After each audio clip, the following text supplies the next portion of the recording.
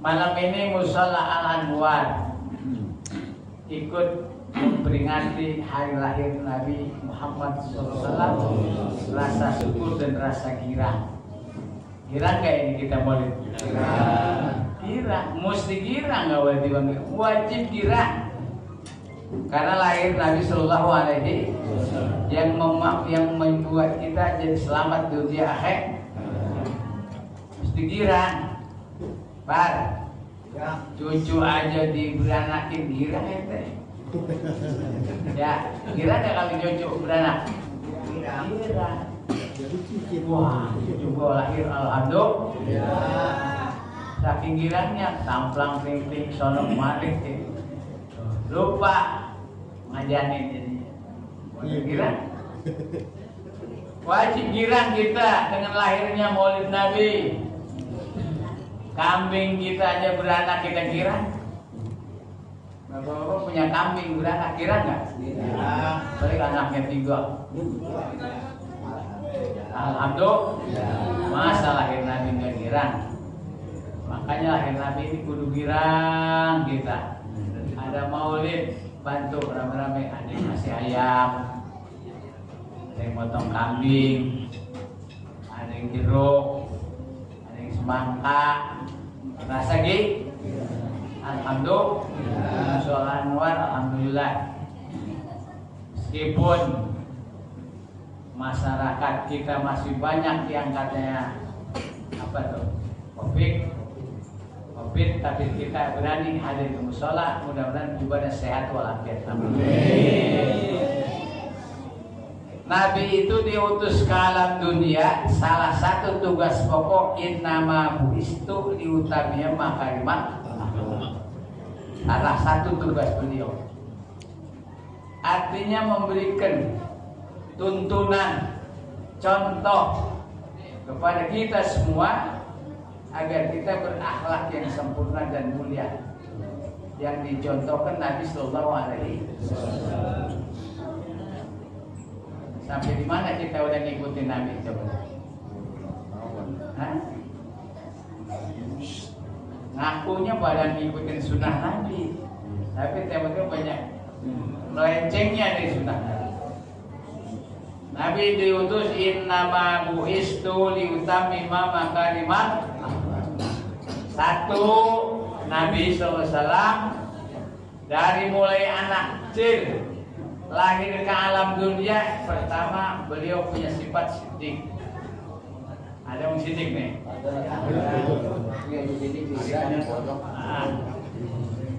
Punya sifat apa tuh? Artinya jujur. Nggak pernah dusta kalau ngomong, nggak pernah bohong kalau mau. Kita berapa kali bohong? Pak.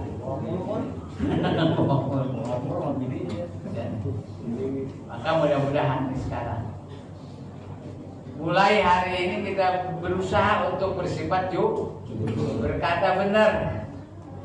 Itu sifat siddiq. Dan orang-orang yang punya sifat siddiq itu orang yang masuk golongan besok dengan Nabi, masuk surganya Allah. Pengen masuk surga? Pengen masuk surga? Mau masuk surga? Mati dulu dah. Kan orang masuk surga kudu mati dulu. Ya, masuk surga itu kudu lewat mati. Tapi kan kita pada takut mati, takut nggak? Takut. Al-mautul ladzi tabirruna minhu fa innahu mulaqikum summa turadduna ila alimil ghaibi wasyahadah fayunabbiukum bima kuntum ta'malun. Katakan oleh engkau wahai Muhammad, sesungguhnya manusia itu pada takut sama mati, lari dari mati. Benar nggak? Mati emang takut, taruh mas. Takut nggak aja? Takut. Manusia wajar takut mati. Karena belum punya pengalaman mati. Enak apa kagak mati kan gitu. Banyak dosa. Orang divaksin aja pada mogok kemarin. Takut vaksin. Takut divaksin. Pada apalagi mati. Meskipun dijamin orang itu masuk surga, ditawarin mati, masih ogah sih? Ya. Masih Misalnya begini, misalnya di Kampung Bulak ini ada satu peristiwa yang memang itu peristiwa diizinkan Allah, diumumin nih di Kampung Bulak musola Yaman. Ya, saudara-saudara, saya malaikat Israel. Kata malaikat, Allah memberikan kemuliaan kepada masyarakat Kampung Bulak, masuk surga tanpa ada hisab apa-apa, mati langsung. Nih, siapa yang mau daftar sekarang, matinya ntar jam 12. Mau nggak kirim? Banyak yang daftar. Tapi jamin surga masih ogah tuh. Apalagi timbang divaksin, pada susah orang. Tapi ada yang mau, ada ya. Itulah kematian. Siapapun tafirun, lari dari kematian. Yang kaya ogah mati, rakyat ogah mati, pejabat ogah mati, guru ogah, laki ogah, bini ogah, nenek-nenek ogah, aki-aki ogah, semua tafirun, nggak mau tuh, ya. Karena syaratnya masuk itu mati, insya Allah kapan-kapan kita jadi kapan-kapan jadi orang tapi matinya husnul khotimah, insya Allah. Tapi jangan sekarang, puluhan tahun lagi kan, tahun depan, nyambung tahun depan. Jadi Nabi diutus tubuh diutus makin akhlak. Di dunia ini paling berharga akhlakul karimah. Ustadz berakhlak jadi orang mulia. RT berakhlak jadi orang mulia. Istri berakhlak jadi istri yang, suami berakhlak suami yang mulia. Semua ketika diancip dengan akhlak maka orang jadi mulia. Biar orang pintar, ilmunya luar biasa, tapi nggak berakhlak, nggak ada rasa kesopanan, nggak ada rasa tawadu, maka orang itu tidak jadi mulia. Orang kaya sekalipun sombong, orang demen nggak? Orang resep nggak? Enggak, biarpun dia kaya. Pejabat sombong, rakyat resep nggak? Dia begini disumpahin sama rakyat, dia dek. Itu bahasa kita. Makanya mudah-mudahan kita semua anak-anak mencontoh akhlaknya Rasulullah SAW. Sabar Nabi mah, sabar. Orang nyakitin Nabi, sabar. Dulu pernah ada cerita begini. Nabi kan mau sholat katanya. Langsung Nabi begitu mau sholat, ada yang sentimen sama Nabi. Ada sentimen, gedek sama Nabi, benci sama Nabi. Lalu orang itu meludahi Nabi. Nabi diludah, begitu tengok, ya udah, terus aja Nabi pulang. Sekarang jajal orang Kampung Bulak di Pandah misalnya, ada yang ngeludahin mau sembahyang Jumat par, ente gimana kira?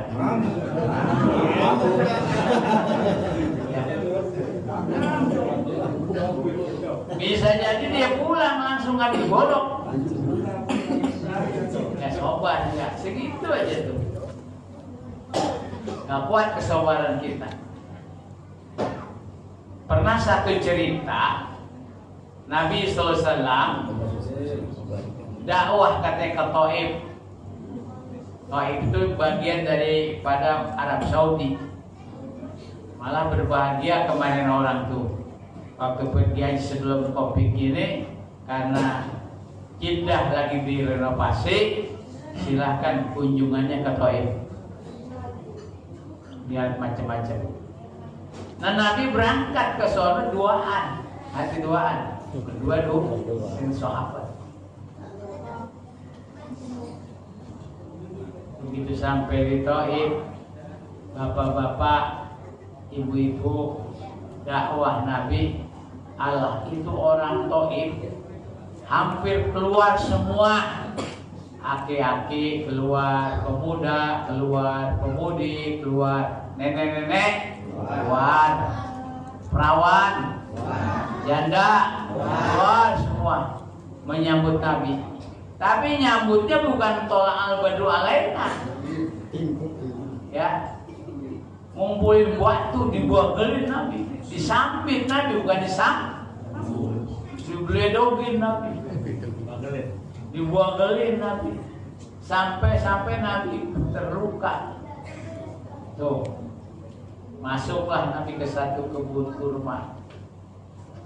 Nabi itu nggak marah. Turun malaikat Jibril alaihissalam, ya Muhammad, izinkan saya, ini gunung yang ada di Taif saya angkat, saya tibuanin orang semua yang ada di Taif biar benar ringsek, hati ringsek. Coba soal dulu ringsek, ringsek badan gua, kepeng. Kata Nabi Muhammad SAW, ya Jibril, jangan. Sekarang mereka biarin musuhin saya, karena mereka nggak tahu. Bisa jadi nanti anak cucunya lahir di kampung ini orang yang beriman kepada Allah dan Rasul. Sahabatnya kalah malaikat Jibril sama Nabi. Meskipun Jibril malaikat yang luar biasa, yang taat sama Allah. Lalu ada orang tuh ngomong, yang tukang kebun, no ada orang kasih minum, lagi itu buahnya matang-matang. Akhirnya ada tukang kebun ngasih makan Nabi, ngasih minum Nabi, ngasih buah Nabi. Begitu Nabi makan, dia baca Bismillahirrahmanirrahim. Kaget tuh tukang kebun. Dari dulu saya di sini, Tuan, gak ada orang mau makan baca bis. Tuan dari mana nih? Kata Nabi, saya dari kota suci Mekah. Nama saya Muhammad, saya Rasulullah SAW, utusan Allah yang berdakwah kepada manusia. Kata tukang kebun itu, waduh, benar Tuan. Saya ingat dulu di kampung saya ada orang namanya Yunus bin Matta. Kata Nabi, huwa nabiyun wa rasulun wa ana nabiyun wa rasulun. Yunus bin Matta itu pun nabi dan rasul, saya pun nabi dan rasul Muhammad sallallahu alaihi wasallam yang datang membawa agama Allah yang terakhir. Mata tukang kebun itu langsung angkat tangan, asyhadu alla ilaha illallah wa asyhadu anna Muhammadan. Perjuangan begitu berat, cuma datang tukang kebun doang aja. Dapat tukang kebun doang itu sampai luka Nabi. Tapi saudara Nabi lama-lama ternyata umat Islam semakin bertambah, itulah nanti kita. Berapa tahun Nabi diangkat jadi Rasul? Umur 40. Nanti ada nadamnya tuh. Ketika Nabi usianya 40 tahun, Nabi apa katanya? Ada doanya. Nabi turun orang baik. Nanti bacakan qasidahnya. Abdullah nama ayahnya, Aminah ibundanya, Muthalib kakeknya, Abu Thalib pamannya, Khadijah istri setia, Fatimah putri mukmin. semua bernasab mulia dari Quraisy ternama. Inilah kisah sang Rasul yang penuh suka duka. Inilah kisah sang Rasul yang penuh suka duka, yang penuh suka duka. 40 tahun usia Nabi setelah dilahirkan Siti Aminah. Nabi dilahirkan, bapaknya udah nggak ada, ayahnya sudah nggak. Abdullah bin Abdul Thalib wafat ketika Nabi kandungan umur 6 bulan. Lahir Nabi sallallahu alaihi wasallam di tahun itu namanya tahun Gaj, 12 Rabiul Awal tahun. Menurut adat orang Arab ketika bayi lahir ditaruh di Ka'bah, nunggu ibu susu. Siapa yang akan nyusui Nabi? Bayi-bayi lahir udah, yang lain udah pada laku, Nabi belum laku. Ya? Kalau kayak dagangan Nabi belum. Sendiri Nabi, bayi udah pada. Datanglah perempuan dari Bani Sa'ad yang namanya Halimah Sa'ad. Kata Halimah, bayi yang lain udah pada nggak ada, cuman ini satu nih, yatim, bapaknya nggak ada, kakeknya miskin, ibunya miskin. Biarin dah, daripada nggak dapat kerjaan, diambil Nabi susu oleh Siti Halimah Sa'ad. Itu Halimah Sa'diyah, ontanya kurus, tokrek kalau kata nanti tokrek, kurus banget. Kalau kurus kan sekedar kurus, ini mah sampai tokrek, tulangnya kayak sendi-sendinya kelihatan, ontanya begeng, begang apa begeng? Begeng. Tenaganya putar pletot. Jangankan lagi bawa Siti Halimah dengan bayi, Siti Halimah sendiri tenaga onta kurang kuat. Makanya datangnya paling belakang, ontanya jalannya pelan. Tapi begitu bayi digendong sama Halimah Sa'diyah, bayi Nabi Muhammad SAW, itu onta ngadap-ngadap gede tenaganya, cek. Kencang jalannya, sehingga teman-teman Halimah yang duluan bisa disalib sama Siti Halimah Sa'diyah. Orang pada bingung, Halimah kudanya tokrek kayak gitu, kencang amat jalannya. Ternyata yang dibawa Halimah bayi Rasulullah SAW. Sampai di rumah langsung ontanya pun gemuk-gemuk, air teteknya banyak onta. Nabi ditaruh di rumah Halimah. Malam teh nggak pakai lampu, nggak pakai patroma, nggak pakai listrik, terang rumahnya. Masya Allah. Cahaya Nabi Sallallahu Alaihi, meskipun masih bayi, anak-anak. Kullu baitin anta sakinu laisa muhtajan ila suruji. Begitu sadana. Kullu baitin, setiap rumah yang tempatnya Nabi terang, nggak pakai lampu. Allahu Akbar. Nggak pakai olok setrum. Ya. Begitu Nabi datang, terang di rumah Siti Aisyah, Siti Halimah Sa'diyah. Bingung Halimah, ini terang banget bang, nggak pakai lampu kali. Nggak usah ada bang, udah terang. Itulah kemuliaan Nabi selesai. Masih baik. Sampai sehari tumbuh pertumbuhannya lebih dari bayi lain. Sehari Nabi, 2 hari, 3 hari, sangat cepat. Nggak kayak bocah kampung bulan kecentet. Ada kecentet. Dulu, kalau sekarang mah kagak udah bang. Udah bongsor-bongsor. Dulu mah kan kita kampung ceget itu, kampung bulan sama bocah pada kecentet hidupnya. Gede susah, gede. Hidup sedang mati lama. Ya, makannya kurang. Makannya gadung, suam. Ya. Nah kalau Anda muda, onggok, dage, kade dage, iya bekas kelapa diparut, diemplok di pagi-pagi minyak kita dikukus, besok direndam, campur serai, menggarpu bawang, sampai boleh bantal tuh daging. Makanya wajahnya pada kecentet hidupnya. Kayak kita kan golongan kecentet hidup. Zaman itu makan susah. Harus sekarang bocah udah makan hamburger, chicken, tahu jerot. Jadi subur. Oh dulu mana kenal martabak kita. Makan itu dulu makanya bocah kecentet itu badan ketang, kulit mereneng hitam, jarang mandi.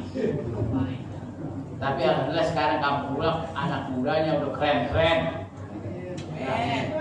HP-nya aja udah bukan HP-nya kayak zaman dulu. Nokia. Sekarang HP-nya udah apa? Android. Yo. Apa nenek-nenek megang HP? WK-an sama kaki. Zaman muda. Man baik-baik bu pada main HP ntar hilang loh. Ada perempuan yang hilang gara-gara HP. Bini dibawa orang gara-gara HP. Aki-aki HP, hati-hati. Nenek, aki-aki HP, hati-hati. Jangan pada hilang gara-gara HP. Kemarin ada saudara saya Pak undang 7 hari. Lalu namanya saudara orang tua, aki-aki mati kalau dibilangin, bertujuan dibilangin, itu kan kata saya. Ya Allah Cah, maaf yang kepala katanya. Emang apa? Nggak punya duit? Agak bini saya hilang, begitu. Benar ya. Bini saya hilang Cah katanya. Tuh gara-gara apa tuh? Sampai. Ya Allah. Makanya Pak, hati-hati bini ikat kakinya. Jangan jauh dari hilang.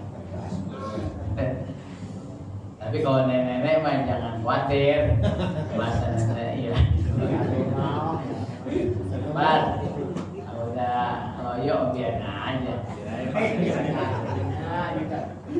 Ya, tapi jangan sia-sia. Begitulah Nabi. Pertumbuhannya cepat, beda dengan bayi-bayi yang lain. Sehingga Nabi singkat kata menjadi pemuda, menjadi dewasa, ikut dagang dengan rombongan kafilah, rombongan Abu Lahab, Abu Jahal, Abu Thalib ikut dagang ke Sam, bawa dagangan seorang janda cantik, kaya raya, turunan bangsawan, Siti Khadijah radhiyallahu. Jadi jangan malu anak muda kalau dagang. Perlu usaha. Dagang apa kek, yang penting jadi duit halal. Dagang oncom, tahu gejrot boleh. Dagang tempe boleh. Apa aja yang penting halal. Nabi dagang bawa dagangan orang Siti Khadijah. Ketika umur Nabi 25 tahun berangkat dengan rombongan kafilah dagang ke Sam. Pulangnya bawa duit banyak. Karena Nabi cara dagangnya jujur, dari As-Siddiq dagangnya jujur. Kita kan dagang temanya kurang jujur. Ya. Kemudian jatuhannya Bang, jatuhan kok. Tuh lihat tanahnya, orang tanah lebih ke tanah. Apanya banyak yang. Tapi Nabi jujur dagangnya. Keuntungannya banyak. Begitu untung banyak nggak diambil sama Nabi itu keuntungan. Di store dulu sama bosnya, di store dulu nih modalnya, nih untungnya. Ada kita mau dagang sekarang? Ada yang gitu? Ada. Ini untungnya bu, ini modalnya bu. Enggak. Sekarang mau tempo-tempo untung ya, bilang tekon kok. Supaya ditambahin lagi. Ada enggak nih untuk nih modalnya, nih untungnya.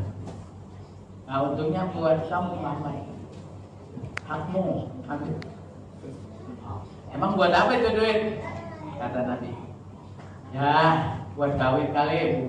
Ya, pengennya mah kawin. Muhammad, ada seorang perempuan nih, dengerin. Cantik dia, kaya raya dia, murah dia, turunan bangsawan dia. Tapi sayang perempuan itu janda, mau mete.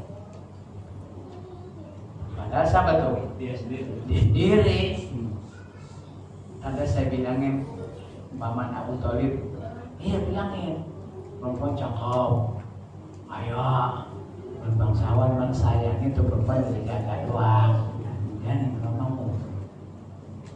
Kan itu tujuannya siapa tuh? Diri sendiri ya.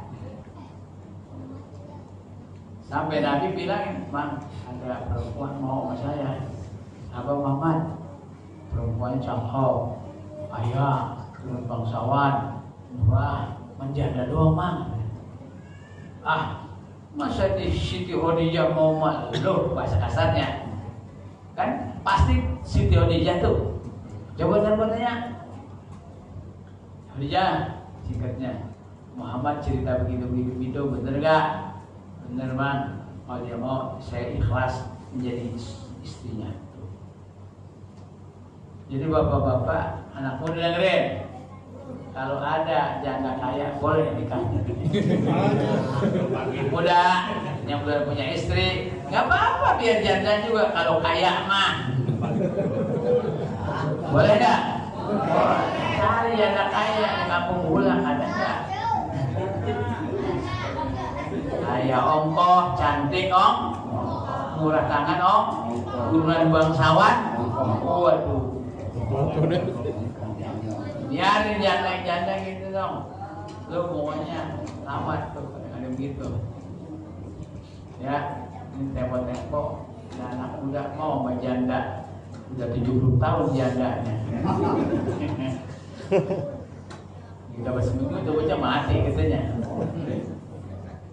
Ya, begitu mati diseliti mendapat, waduh ini bocah makan minum susu pada luarsa. Ini udah 70 tahun. Niat itu bocah rupanya mati dah. Itu dongeng doang. Nikahlah Nabi dengan Siti Khadijah radhiyallahu anha dengan mas kawin yang banyak sampai punya anak terus menerus 7. Terakhir yang hidup Siti Fatimah radhiyallahu. Selama umur Nabi, setelah umur 40 tahun, Nabi gemar untuk ujlah. Apa itu ujlah? Menjauh dari hiruk-pikuk penuh. Nabi ke Gua Hiro. Bapak yang pernah ke Mekah pernah lihat tuh Jabal Hiro. Tinggi nggak naiknya? Tinggi. Kalau kita di bawah, orang di atas seperti botol aqua di atas, saking tingginya. Itu Nabi ke situ naik. Tiap malam nggak iseng Nabi pemberani. Emang kayak kita tiba-tiba ada kresek ada takut. Pak, jadi RT di Bang Ronda takut terkirim kadal.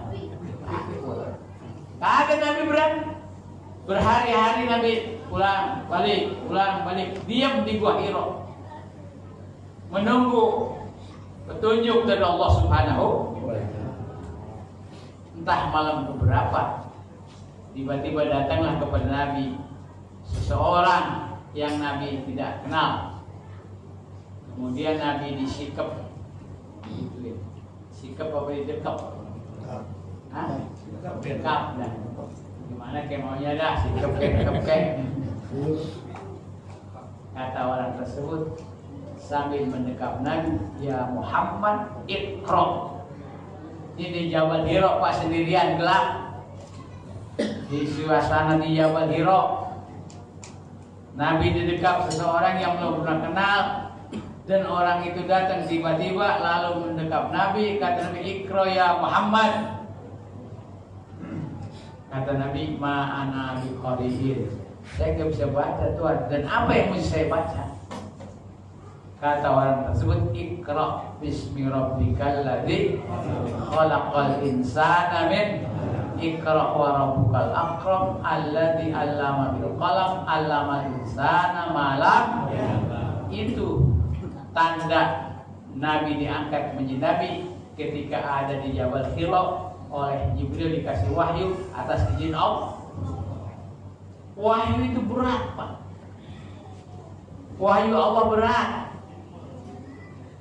Kalau wahyu Allah diberikan kepada gunung-gunung hancur. Lau anzalna hadzal Qur'an ala jabalin la ra'aitahu khashi'an mutasaddian min hancur tuh, lebur, pejet, hancur tuh gunung karena saking takutnya kepada Allah, karena beratnya wahyu Allah. Kalau kayak kita mah dari wahyu Allah ya habislah.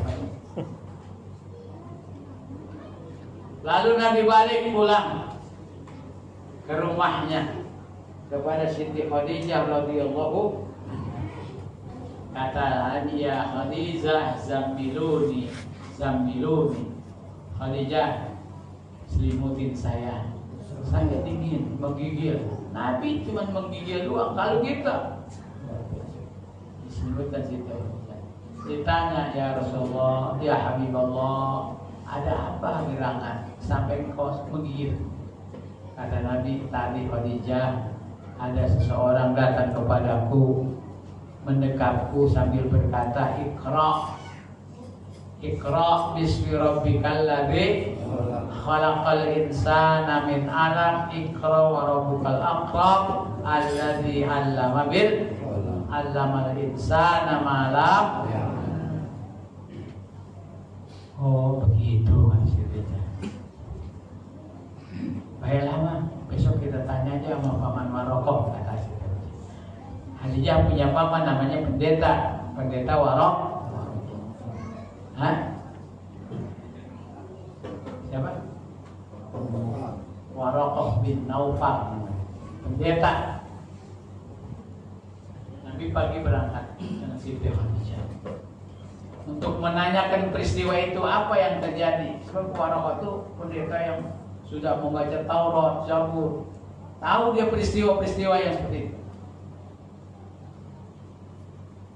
Sampai di Masjid Khadijah, respon Warokoh bin Naufal. Kata Siti Khadijah, ya ibna ammi isma ma qala ibnu akhi. Wahai pamanku, dengar nih cerita yang disampaikan oleh ponakan anak ponakan. Ya kul ya Muhammad, coba terangin. Ceritain sampai begini. Apa yang terjadi tadi di Gua Hira terangin sama Nabi. Begini. Kalau kata orang sini blah. Jadi kagak mau dikupas, dibelah mulu. Belah dia. Dibelah, nggak dikupas, dibelah mulu Pak. Blah. Kata Paman Warokoh, ya Khadijah, hadza namusun waja'a kama ja'a li Musa alaihi di Bukit Sinai. Itu adalah namus. Dia datang menghadap Muhammad sebagaimana datang dulu namus pernah datang kepada Nabi Musa alaihi. Diterangkan namus itu bahasa Ibrani katanya. Ternyata namus itu ada malaikat Jibril. Malaikat Jibril datang kepada Muhammad menyampaikan wahyu Allah sebagaimana dulu Nabi Musa terima wahyu di Bukit Sinai dari malaikat Jibril alaihi. Cuma karena bahasa Ibrani namanya namus. Besok nih suamimu akan menjadi rasul terakhir, nabi terakhir dan rasul. Andaikan aku hidup di zamannya Muhammad diangkat menjadi rasul, maka aku akan bersyahadat, bersaksi, aku beriman dan akan membela Muhammad SAW. Jangan takut, itu permulaan wahyu. Dari situlah saudara Nabi berjuang sampai hayatnya di Mekah 13 tahun. Ya, Madinah berapa? Sana 10 tahun. Jadi jumlahnya 23. Umur Nabi cuma 63. Wafatlah Nabi Sallallahu. Bapak-bapak yang ingin ikut Nabi umur 62 tahun. Ada yang 63 tahun nih? Iwan. Hah? Yang 63 pas tuh.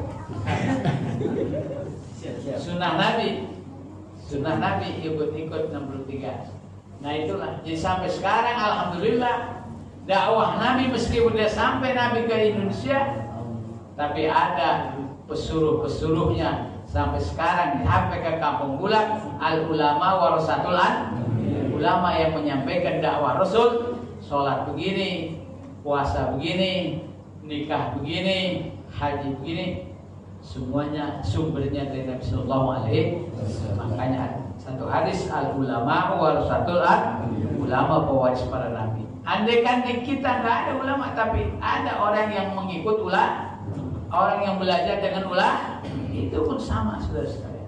Nggak boleh kita menganggap enteng kepada orang yang menyampaikan ilmu kepada kita sekalian. Mudah-mudahan orang yang ada di sini Kampung Bulat khususnya punya umur, walafiat, bisa terus mengaji, thalabul ilmi, mencari keberkahan yang memang kita butuhkan itu sampai akhir kita bahwa kita husnul khatimah. Itulah barangkali sampaikan. Ini udah lewat malam nih. Mudah-mudahan ada faedahnya. Maka dari saya sekian. Assalamualaikum warahmatullahi wabarakatuh.